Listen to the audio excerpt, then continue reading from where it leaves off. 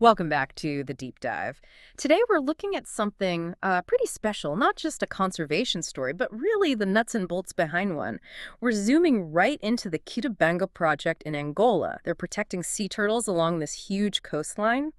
And, we often talk about conservation funding as this big abstract thing, but Kitabanga, they found this really unique, almost granular way to get the public involved. It makes it feel, well, tangible, personal. It really does. And Projecto Kitabanga, as the source material shows, this isn't some small recent thing. It kicked off way back in 2003. It's driven by the science faculty at Agostinho Neto University, working closely with the Casamema Foundation and Namibia University. So yeah, it's a serious multi-province effort. And the results, they really speak for themselves. By 2023, over 40,000 nests protected. 40,000, yeah. That number alone just gives you a sense of the scale we're talking about here. And think about what that translates to. Roughly 4.3 million baby sea turtle hatchlings, making it safely to the sea. The sheer amount of life saved there. It's genuinely staggering. Okay, so how do you keep that going, that level of constant, boots on the sand work? And that's where we're focusing today. We're doing a deep dive into their sea turtle nest adoption program, specifically for the 2023-2024 season, which seems designed really to boost public participation and also shore up the financial side needed to, well, keep those boots on the sand. Exactly. Okay, let's unpack this.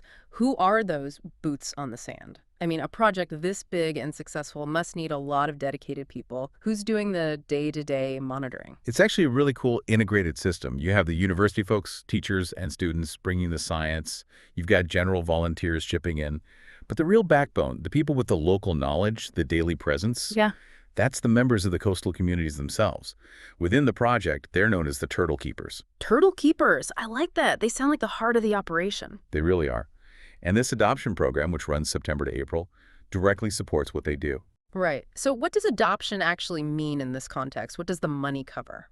So adoption is framed as indirectly funding the protection and upkeep of specific nests. That contribution, crucially, it covers part of the work allowance for those turtle keepers. And it helps with maintaining the essential field gear they need.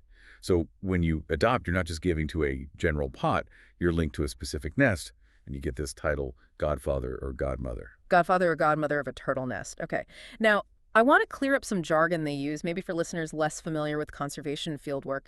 They talk about nests being adoptable, whether they're in situ or ex situ. What's the difference there, practically speaking? Yeah, that's important context. In situ just means the nest stays put, right where the mother turtle laid it. Yeah. Ex situ means it's been carefully moved, relocated to a special protected place, usually an incubation center or what they call a maternity.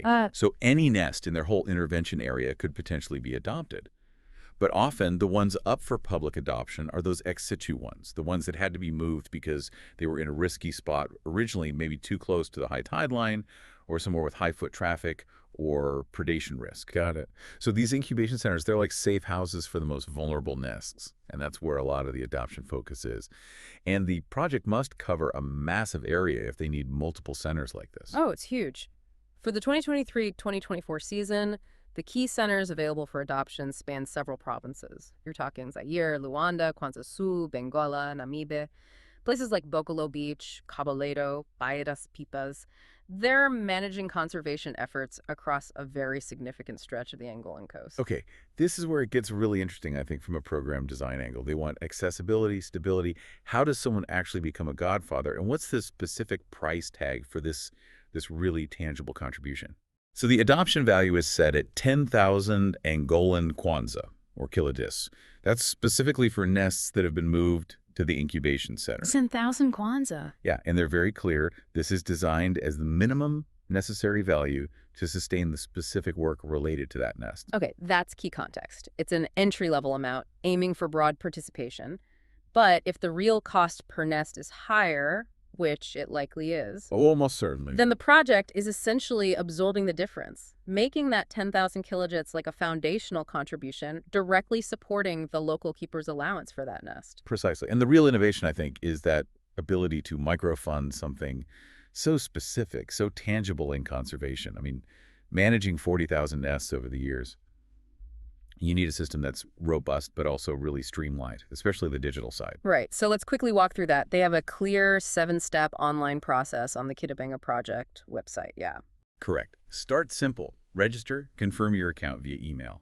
Standard stuff. Step 2 is where it gets interesting. You choose your nest from their online nest adoption table.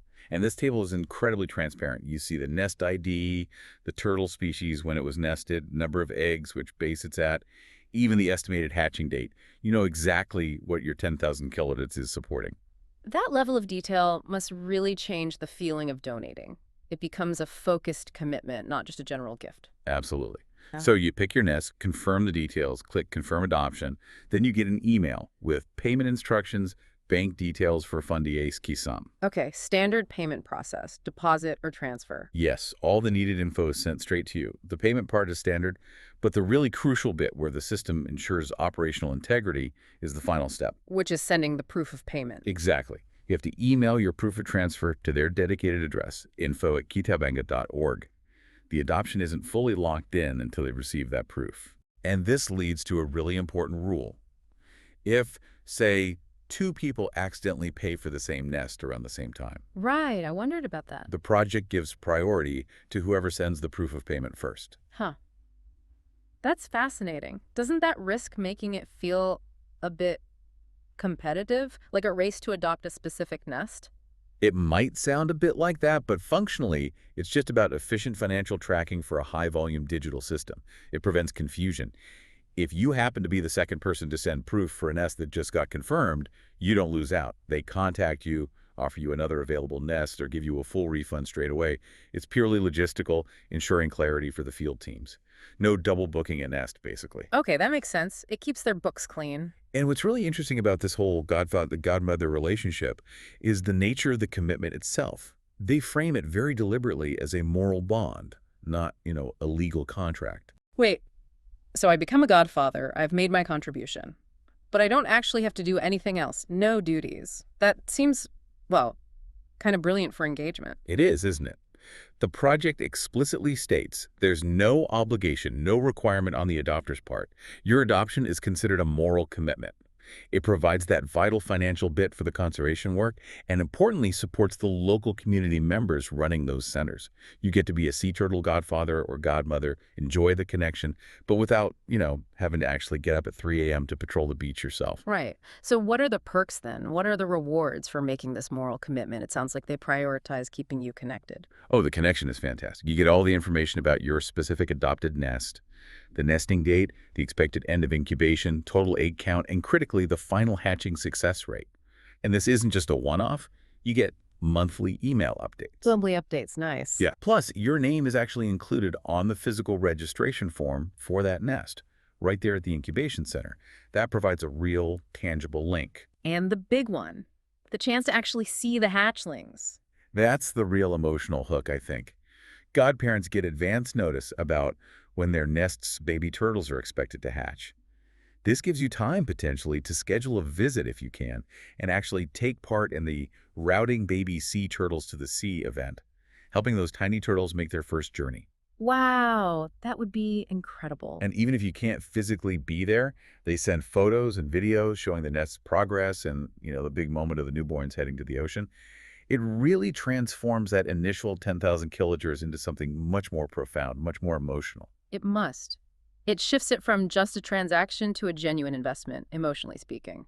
But it is important we mention that logistics point again. The project notes that if you do want to visit, the travel, accommodation, all that, that's naturally the godparents' own responsibility. Of course, yeah. They provide the opportunity, not the plane ticket. Right. So connecting this back, we've got this accessible adoption program. We know the 10,000 kilotittas supports the turtle keepers and nest maintenance. What are the main activities that this pooled funding from all the adoptions reinforces across the whole project? Well, it feeds into the entire cycle of conservation work, which is pretty relentless and needs real expertise. First off, there's the daily monitoring of sea turtle nests all through the nesting season, September to April. That's incredibly labor-intensive and relies heavily on those local community turtle keepers. And it supports that critical, complex process you mentioned earlier, the ex situ conservation, moving the eggs. Absolutely. The funding helps cover the careful logistics involved in transferring nests from those high-risk areas to the safety of the incubation centers. And that's delicate work. It can only be done by qualified, authorized personnel. It's not something just any volunteer can do. It needs trained hands and resources, which the funds support. Got it. And then, of course, the funding helps manage that final amazing stage routing the baby turtles to the sea. Exactly. Coordinating that process where godparents and other visitors can sometimes participate in that, as they say, wonderful moment. The project also seems aware that not everyone can or wants to adopt a specific nest. They offer other ways to help, right? Focusing more broadly on the community and education side. Yes, definitely. They make it clear that financial adoption isn't the only route. If you can't do the nest adoption, or Yeah. maybe you want to contribute in a different way, you can make general financial contributions monthly or annually, any amount, really directly to the Kisama Foundation's account. That helps their overall operational budget. Okay. And beyond just money, they actively ask for donations of things like books and educational materials. Hmm. These go towards their environmental education programs within the coastal communities, really investing in that next generation of conservation awareness, maybe future turtle keepers. And if money or materials aren't an option, you can still contribute your time or even just your voice. Precisely. They welcome volunteers for field work and those education activities, if you're able to be there. Or something anyone can do from anywhere. Just help spread the word. Share the project's work on social media, talk about why sea turtle conservation matters, use their hashtag Project of Kitabanga, or tag their account, @Kitabanga Project. Simple amplification. It really paints a picture of a holistic approach, doesn't it? It's not just about hitting a minimum funding target per nest. It's about building this bigger connected community around the turtles. That's exactly how they frame it. They explicitly state the benefits are layered. The adoption program directly builds local community participation and income. It demonstrably increases the conservation results, more nests protected, more hatchlings saved, and it deepens the engagement of everyone involved. From, Angolan student volunteer to an international online adopter, everyone feels part of defending nature. It bridges local action with global, or at least national support. It's fantastic. We've covered a lot, from the huge impact millions of hatchlings right down to the clever mechanics of their funding model. The Kitabanga Project really seems to run on the dedication of those local turtle keepers on the beaches, backed by university expertise and fueled by this very clear, transparent way for the public to get involved through nest adoption. And that operational reality, the intense, necessary field work, Yeah. that's what this public support mechanism directly enables. Think about that delicate balance they manage, relying on specialized skills for transferring endangered nests, that whole exit to conservation piece. That entire complex effort needs consistent, reliable funding, even at the minimum level, like that 10,000 kilodis adoption value, just to sustain the day-to-day logistics and ensure the keepers get their allowances. It really does highlight a potential future for effective conservation, doesn't it? This idea of balancing intense local community-led action with a system that allows broader national, even global financial participation, but in a way that feels direct and meaningful. By defining the cost and the rewards so clearly, they seem to have turned a funding challenge into an opportunity for emotional connection. Absolutely, which sort of leaves you, the listener, with a thought, perhaps.